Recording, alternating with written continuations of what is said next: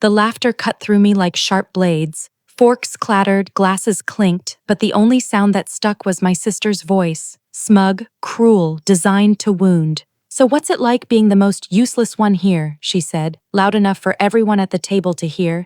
And they laughed, all of them, my parents, my cousins, even my brother, the same one who once begged me to cover his rent. They all laughed, except me. I just smiled, slow and steady, then leaned back in my chair and asked, "How does it feel knowing this useless one won't be paying your bills anymore?" The silence that followed was worth more than any applause. But it hadn't always been like this. I used to believe family meant loyalty. I thought we lifted each other up. When I landed my first real job, I paid off my parents' mortgage. When my sister maxed out her credit cards, I covered her debt. When my brother was about to lose his apartment, I wired him 3 months of rent without a second thought. I worked late nights, skipped vacations, gave up luxuries.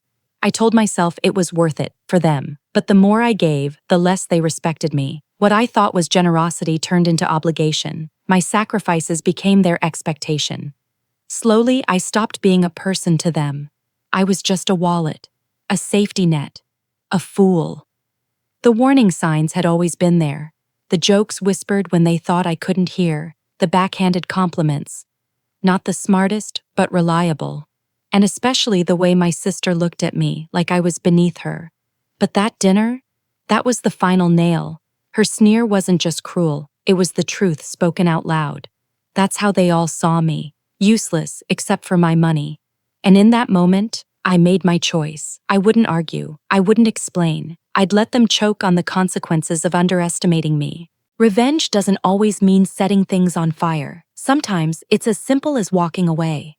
All I had to do was remove myself. First, the money. I canceled every auto payment I'd been covering, utilities, loans, tuition, all of it. Second, the accounts. I shut down the family emergency fund they loved to drain and moved every last dollar into my own savings. Third, the strings. I'd co-signed my sister's car lease, but I quietly told the lender I was done being responsible. From now on, her shiny lifestyle was her problem. I didn't announce any of this. I didn't warn them. I just waited. The fallout came fast. Within weeks, my brother called in a panic. His rent overdue, his lights shut off. My mom asked why the mortgage hadn't been paid. My sister screamed the day her car was towed from the driveway. I listened. I nodded, and I gave them the same answer every time. "I'm sure you'll figure it out." At first they thought I was bluffing, but then it hit them. The ATM they mocked had gone dark. The real climax came 2 months later at another family dinner. Smaller this time, with fewer faces at the table. Shame has a way of keeping people home. They all looked different now, worn down. My sister's eyes were hollow from stress. My father seemed older, his voice faint. My mother's hands shook as she poured water. Finally, my sister cracked. "Why are you doing this? We're family," she cried. I leaned forward, calm, steady, meeting her eyes. Family doesn't laugh while tearing you down. Family doesn't use you until you're empty. You wanted me to be useless. Fine.